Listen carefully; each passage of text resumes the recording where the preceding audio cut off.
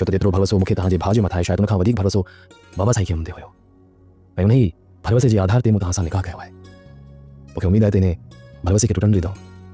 तव्हांजो भरोसो मूंखे पंहिंजी ज़िंदगी खां वधीक अज़ीज़ आहे ऐं इहो भरोसो कॾहिं बि ख़तमु कोन थींदो। मुंहिंजी पहिरीं इहा ई कोशिशि हूंदी त मां तव्हांजे एतमाद खे क़ाइमु रखां। इन जो मक़सदु सावल ऐं हैदर जे विच में नफ़रत जो बिज छटी चुको आहे। जा पर इन नफ़रत मां फ़ाइदो वठ ऐं हैदर खे पंहिंजी मुठीअ में कर। जेकॾहिं तोखे हिते ख़ुशि रहणो आहे त जीअं मां चवां न उहे कजांइ।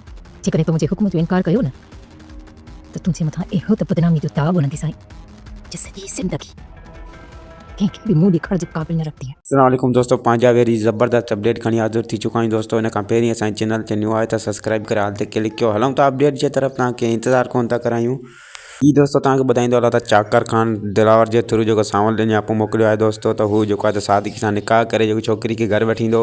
ऐं नेक्स्ट एपिसोड में तव्हांखे ॾिसण लाइ मिलंदो त चाकर ख़ान जेको आहे त छोकिरी सोरठ जेका आहे सावल जी भेण दोस्तों, त उनखे जेको आहे त सादिकी सां निकाह करे पंहिंजे घर वठी ईंदो दोस्तों नेक्स्ट एपिसोड में। ऐं तव्हांखे ॾिसण लाइ मिलंदो त चाकर ख़ान जेको सोरठ खे सम्झाईंदो त जेको तुंहिंजो भाउ सावल आहे त उन ते मूंखे एतबार आहे ऐं उन ते मूंखे यकीन आहे त जेको बि हू ॻाल्हियूं करे थो त हक़ीक़त आहे सच आहे।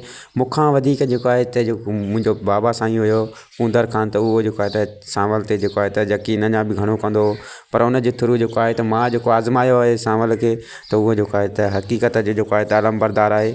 ऐं जेको बि ॻाल्हाईंदो आहे सच ॻाल्हाईंदो आहे, कूड़ उनखे कॾहिं मां हणंदे ॾिठो ई न आहे। वधीक जेको आहे तुंहिंजो संग मूंखे ॾेई करे हुन मुंहिंजी दिलि खटे वठी आहे। हाणे तोखे जीअं रहणो आहे हिन घर में रहो, सॼो घर तुंहिंजो आहे।